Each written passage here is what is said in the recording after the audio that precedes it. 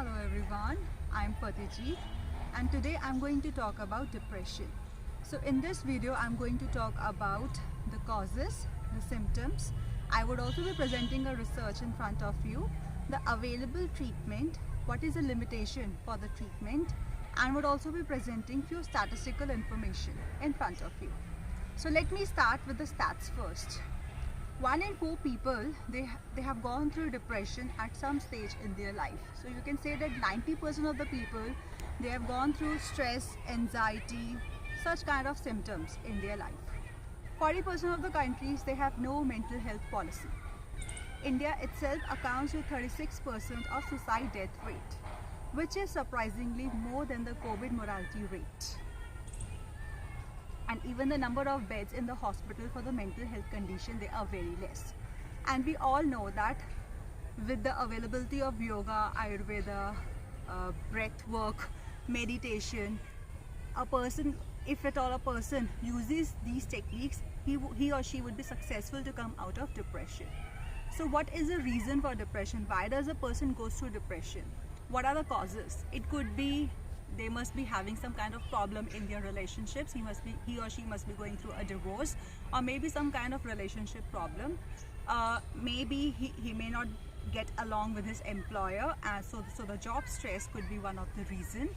Or you can say that some environmental factor, like if there is a condition of war in a country, because of the COVID, a lot of people, they have gone through depression. Because of traffic also, there are some people who can't even bear noise. They land up in depression. So there are n number of reasons for the depression. And what are the available symptoms? What symptoms a person experiences when he or she is in depression? The person would have suicidal thoughts. He would think that his life is totally useless. He would be unhappy all the time. He would not even want to live.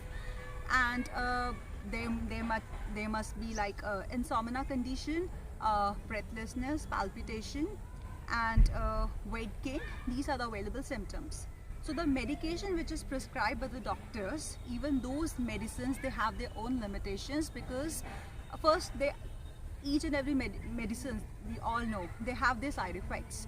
And there is also a long-term dependence on medicine. So after a certain period of time, you are bound to increase the dosage. But no effort is taken care of to take care of the root cause of the disease. So let me talk about one application, which is Vysa, which was developed so that they can counsel the people who are going through stress, anxiety, and who has this depressive symptoms.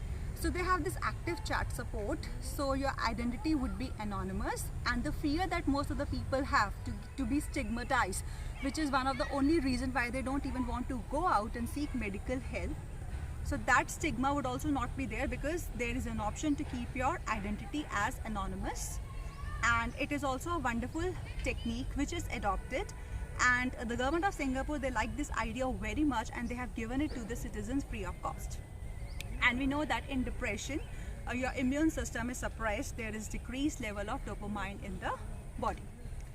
As per Ayurveda, Dukh is a disease of detachment. So if we increase your awareness, if we improve the functioning of the mind, it will have a wonderful impact on the functioning of your body organs. Now the available treatments. First, you need to take care of your dincharya. So there should be a specific pattern that you need to adopt. When you're supposed to get up, when you're supposed to eat and sleep on time. So you need to inculcate all the sattvic food in your diet, and you need to exclude all the toxic food from your diet. You need to include meditation, pranayam, mindfulness, all these into your dincharya. And your the functioning of your mind and your functioning of your body would be in total harmony with each other. Third point, counseling, therapy. Give them that support, give them that courage, because when a person feels as if he is being loved, especially by his family members, there is a very greater chance that he would come out of depression. And we all know that nowadays, even doctors, they refer their patients to go and try yoga, to go and do yoga, because yoga is all about empowering an individual. Mantra chanting has a very positive and a very powerful impact on your brain. So it can improve the psychology of your body as well as your mind. Affirmations, visualizations, I can do it, I am valuable. My body is capable of doing it. These powerful affirmations, when you do, when you repeat these affirmations again and again, slowly and steadily, they are going to sit in your subconscious mind, and they are going to bring a wonderful impact in your overall health and well-being. Journaling, it is one of the best way so that you can get rid of those negative thoughts which are bothering your mind. Last but not the least, you can inculcate in any hobby where you're including all of your sense organs and the hobby that you really enjoy. So I'm pretty sure that if a person applies all these techniques, if a person uses all these treatments, he or she can definitely come out of the stage of depression. So the complementary therapy, they have their own limitations, but we have to include yoga as well as medication. Only then a person is going to get a wonderful result for coming out of depression. And I would also like to present a research in front of you. So few people were selected who were showing the symptoms of depression. They were actually segregated into two groups.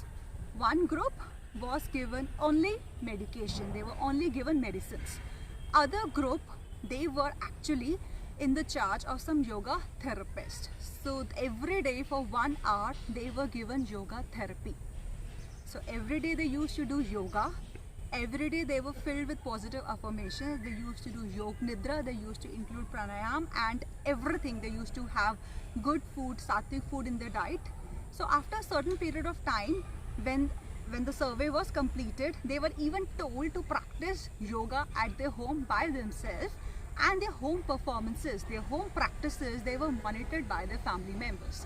So it was very well discovered that the patients who were given a combination of yoga as well as medication, they showed improvement as compared to the patients who were given only medication.